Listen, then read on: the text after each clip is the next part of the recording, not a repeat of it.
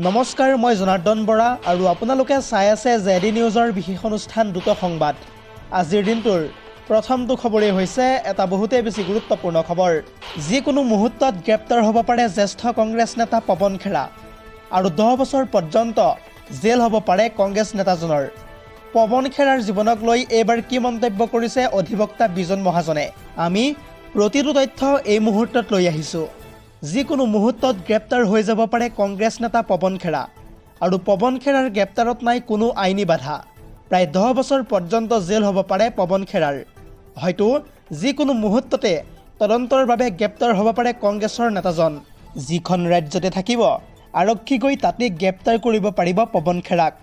যিহেতু বৰ্তমানেও কোনো ধৰণৰ সুৰক্ষা পৱন খেৰাৰ হাতত আৰু নাই। পৱন খেৰাৰ আইনী প্ৰক্ৰিয়াক লৈ এইবাৰ এই ডাঙৰ মন্তব্য কৰিছে জ্যেষ্ঠ অধিবক্তা তথা বিজন মহাজনে। পৰৱৰ্তী খবৰটো হৈছে এটা বিগ ব্ৰেকিং নিউজ, ডাঙৰ খবৰ, কিয়নো ৰাজ্যৰ কেইবাখনো জিলাত ইতিমধ্যে বতৰ বিজ্ঞান কেন্দ্ৰই য়েলো এলাৰ্ট জাৰি কৰা দেখিবলৈ পোৱা গৈছে। ঘণ্টাত প্ৰায় 70 কিলোমিটাৰ বেগত আহিব পাৰে প্ৰচণ্ড ধুমুহা বৰষুণ। আৰু এই সন্দৰ্ভত বিতংভাৱে সবিশেষ তথ্য চাওঁ আহক। পুনৰ জনাইছোঁ, ৰাজ্যত হ'ব পাৰে দবাপিটা বৰষুণ। প্ৰচণ্ড ধুমুহা বৰষুণ আৰু শিলাবৃষ্টি হ'ব ৰাজ্যৰ বিভিন্ন প্ৰান্তত। ৰঙালী বিহুৰ আনন্দ এইবাৰ ম্লান পেলাব পাৰে বতৰে। ইতিমধ্যে 24খনকৈ জিলাত য়েলো এলাৰ্ট জাৰি কৰিছে বতৰ বিজ্ঞান বিভাগে। আজিৰে পৰাই 17 এপ্ৰিল পৰ্যন্ত ৰাজ্যৰ কেইবাখনো জিলাত এলাৰ্ট জাৰি কৰিছে বতৰ বিজ্ঞান বিভাগে। গতিকে সাৱধান আৰু সতৰ্ক হৈ থাকক ৰাজ্যবাসী। ক'ত ক'ত জাৰি কৰা হৈছে য়েলো এলাৰ্ট, এই সন্দৰ্ভত প্ৰতিটো তথ্য লৈ আহিছোঁ ফুল স্ক্ৰীনৰ জৰিয়তে।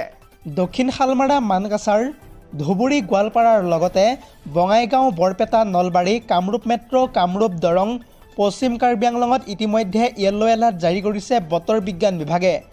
কেৱল ইমানেই নহয়, কৰিমগঞ্জ, হাইলাকান্দি, কাছাৰ, ডিমা হাছাৰৰ লগতে কাৰ্বি আংলং, হোজাই, গোলাঘাট, যোৰহাট, মাজুলী, শিৱসাগৰ, চৰাইদেউ, ডিব্ৰুগড় আৰু ধেমাজি, তিনিচুকীয়া আদি জিলাত ইতিমধ্যে য়েলো এলাৰ্ট জাৰি কৰিছে বৰজাস্থিত আঞ্চলিক বতৰ বিজ্ঞান বিভাগে। পৰৱৰ্তী খবৰটো হৈছে এটা বিগ ব্ৰেকিং নিউজ, ডাঙৰ খবৰ, কিয়নো আপৰ সাংসদ তথা ৰাঘৱ চাদ্দালৈ এইবাৰ কেন্দ্ৰই আগবঢ়াইছে Z+ নিৰাপত্তা। আপৰ সাংসদগৰাকীক এতিয়া নিখুঁতভাৱে নিৰাপত্তা প্ৰদান কৰা হ'ব। এতিয়া কি কাৰণে আপৰ সাংসদগৰাকীলৈ কেন্দ্ৰই Z+ নিৰাপত্তা দিব বিচাৰিছে, বিতংভাৱে প্ৰতিটো তথ্য লৈ অহাৰ চেষ্টা কৰিছোঁ। সাংসদ ৰাঘৱ চাদ্দালৈ এইবাৰ Z+ নিৰাপত্তা প্ৰদান কৰিছে কেন্দ্ৰীয় চৰকাৰে।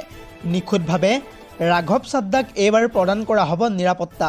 কেন্দ্ৰীয় গৃহ মন্ত্ৰালয়ে Z+ নিৰাপত্তা প্ৰদান কৰিলে আপৰ সাংসদগৰাকীক।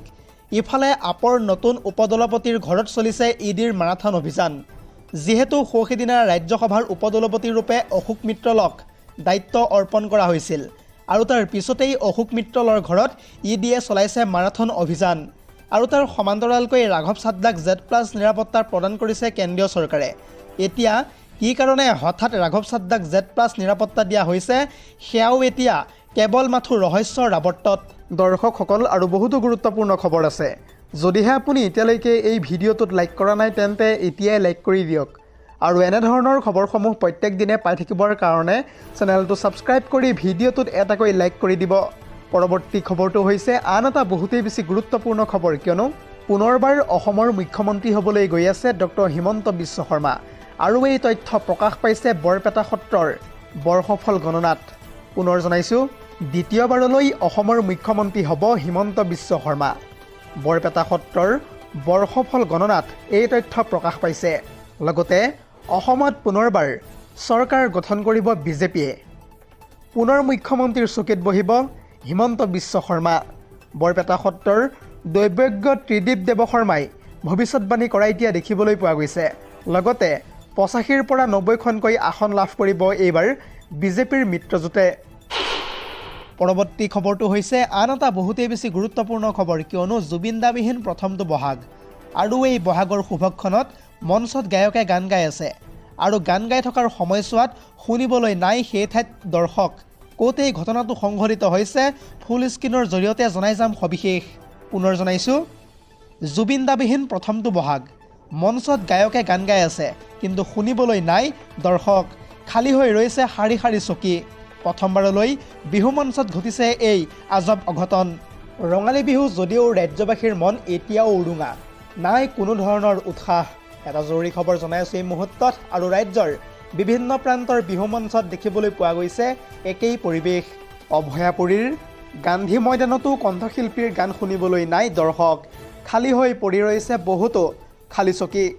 যিহেতু প্ৰতি বছৰে সেই বিহুতলীত অনুষ্ঠান পৰিৱেশন কৰিছিল প্ৰাণৰ শিল্পী জুবিন গাৰ্গে, সেয়েহে জুবিন গাৰ্গক হেৰুৱাৰ বেদনাৰ পৰা এতিয়াও মুক্ত হ'ব পৰা নাই সমগ্ৰ অসমবাসী। পৰৱৰ্তী খবৰটো হৈছে আন এটা বহুতেই বেছি গুৰুত্বপূৰ্ণ খবৰ, কিয়নো নৰেন্দ্ৰ মোদীয়ে এৰিব এইবাৰ প্ৰধানমন্ত্ৰীৰ চকী। শীঘ্ৰেই সলনি হ'বলৈ গৈ আছে ভাৰতৰ প্ৰধানমন্ত্ৰী আৰু এই সন্দৰ্ভত বিতংভাৱে সবিশেষ তথ্য চাওঁ আহক। পুনৰ জনাইছোঁ, শীঘ্ৰেই সলনি হ'ব দেশৰ প্ৰধানমন্ত্ৰী। নৰেন্দ্ৰ মোদীয়ে এৰিব এইবাৰ প্ৰধানমন্ত্ৰীৰ চকী।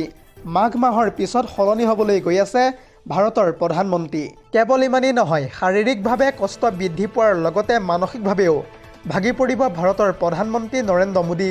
লগতে আগন্তুক সময়তো শত্ৰু বৃদ্ধি পাব পাৰে নৰেন্দ্ৰ মোদীৰ। এনেদৰে এতিয়া ভৱিষ্যতবাণী কৰিছে বৰপেটা সত্ৰৰ দৈৱজ্ঞ ত্ৰিদীপ দেৱশৰ্মাই। ইয়াৰ লগতে কেতু আৰু শুক্ৰৰ দশা চলি আছে বৰ্তমান সময়ত প্ৰধানমন্ত্ৰী নৰেন্দ্ৰ মোদীৰ। মহিলাৰ পৰা সেয়েহে সাৱধানে থাকিব লাগিব ভাৰতৰ প্ৰধানমন্ত্ৰীগৰাকী। যদিহে মহিলাৰ কাষ চাপে তেন্তে বিপদ অনিবাৰ্য হ'ব প্ৰধানমন্ত্ৰীগৰাকীৰ।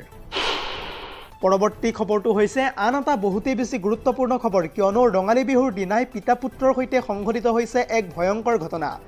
পুত্ৰৰ সন্মুখতে এইবাৰ প্ৰাণ গ'ল নিজ পিতৃৰ। ক'ত এই ঘটনাটো সংঘটিত হৈছে ফুল স্ক্ৰীনৰ জৰিয়তে জনাই যাম সবিশেষ। পুনৰ জনাইছোঁ, ৰঙালী বিহুৰ দিনাই ৰাজ্য কঁপাই গৈছে এক ভয়ংকৰ ঘটনাই। ভয়ংকৰ দুৰ্ঘটনাত এইবাৰ পতিত হৈছে নিজ পিতা পুত্ৰ। চাপৰৰ 17 নং ৰাষ্ট্ৰীয় ঘাইপথত পুৱতি নিশা সংঘটিত হৈছে এক ভয়ংকৰ দুৰ্ঘটনা। তথ্য অনুসৰি গাৰোজৰা দলঙত সংঘটিত হৈছে এই ভয়ংকৰ দুৰ্ঘটনাটো। নিয়ন্ত্ৰণ হেৰুৱাই দলঙৰ ৰেলিং ভাঙি বাগৰি পৰে দানা ভৰ্তি এখন ট্ৰাক আৰু সেই দুৰ্ঘটনাটোত থিতাতে নিহত হয় এজনকৈ লোকৰ। আনহাতে চালকজনৰ অৱস্থা বৰ্তমানেও সংকটজনক বুলি জানিব পৰা গৈছে। জানিব পৰা মতে পিতা পুত্ৰ আছিল ট্ৰাকখনত। চালকৰ ৰূপত আছিল পুত্ৰ আৰু হেণ্ডিমেন হিচাপে আছিল দেউতাক। আৰু সেই দুৰ্ঘটনাগ্ৰস্ত ট্ৰাকখনৰ নম্বৰ আছিল UP 13 BT 0386। জানিব পৰা মতে ধুবুৰীৰ পৰা গুৱাহাটী অভিমুখে গৈ থকা অৱস্থাতে এই শোকাবহ দুৰ্ঘটনাটো সংঘটিত হৈছে। নিহত আৰু আহতজনৰ নাম ঠিকনাসহ বৰ্তমানেও জানিব পৰা হোৱা নাই। পৰৱৰ্তী খবৰটো হৈছে আন এটা বহুতেই বেছি গুৰুত্বপূৰ্ণ খবৰ, কিয়নো নিৰাপত্তাৰক্ষীৰ সন্মুখতে এইবাৰ এগৰাকী বিজেপিৰ বিধায়কক গুৰুলকৈ প্ৰহাৰ কৰিছে বিৰোধীয়ে। ক'ত এই ঘটনাটো সংঘটিত হৈছে বিতংভাৱে সবিশেষ তথ্য চাওঁ আহক। পুনৰ জনাইছোঁ, এইবাৰ বিজেপিৰ বিধায়কক গুৰুলকৈ প্ৰহাৰ কৰা হৈছে। নিৰাপত্তাৰক্ষীৰ সন্মুখতে এইবাৰ বিধায়কক আক্ৰমণ কৰিছে বিৰোধীয়ে। পশ্চিমবংগত দেখিবলৈ পোৱা গৈছে ভয়ংকৰ নিৰ্বাচনী হিংসা। পশ্চিমবংগৰ ফালাকাটাৰ বিজেপিৰ বিধায়ক দীপক বৰ্মনক এইবাৰ আক্ৰমণ কৰিছে বিৰোধীয়ে। তৃণমূল কংগ্ৰেছৰ কাৰ্যকৰ্তাই আক্ৰমণ কৰিলে বিধায়ক দীপক বৰ্মনক আৰু তাৰ পাছতেই কথমপি দৌৰি জীৱন ৰক্ষা কৰিবলৈ সক্ষম হয় বিধায়কগৰাকী। জানিব পৰা মতে TMCৰ কাৰ্যকৰ্তাৰ আক্ৰমণত গুৰুতৰভাৱে আঘাতপ্ৰাপ্ত হৈছে বিজেপিৰ বিধায়কগৰাকী। পৰৱৰ্তী খবৰটো হৈছে আন এটা বহুতেই বেছি গুৰুত্বপূৰ্ণ খবৰ, কিয়নো পৱন খেৰাৰ জামিনত এইবাৰ স্থগিতাদেশ জাৰি কৰিলে উচ্চতম ন্যায়ালয়ে। আগন্তুক 3 সপ্তাহৰ ভিতৰত উত্তৰ দিবলৈ জাননী জাৰি কৰা হৈছে আৰু এই সন্দৰ্ভত সবিশেষ তথ্য চাওঁ আহক। পুনৰ জনাইছোঁ, কংগ্ৰেছ নেতা পৱন খেৰাৰ জামিনত এইবাৰ স্থগিতাদেশ জাৰি কৰিলে উচ্চতম ন্যায়ালয়ে। তেলেংগানা উচ্চ ন্যায়ালয়ে প্ৰদান কৰা জামিনত স্থগিতাদেশ জাৰি উচ্চতম ন্যায়ালয়ৰ। তেলেংগানা হাইকোৰ্টে প্ৰদান কৰা জামিনক প্ৰত্যাহ্বান জনাই উচ্চতম ন্যায়ালয়ত যিহেতু দ্বাৰস্থ হৈছিল অসম চৰকাৰ আৰু তেলেংগানা হাইকোৰ্টৰ ৰায়ক লৈ ন্যায়ালয়ত আবেদন দাখিল কৰিছিল অসম চৰকাৰে আৰু অসম চৰকাৰৰ আবেদনৰ ভিত্তিত তেলেংগানা হাইকোৰ্টে প্ৰদান কৰা জামিনত স্থগিতাদেশ জাৰি কৰিছে এতিয়া ন্যায়ালয়ে।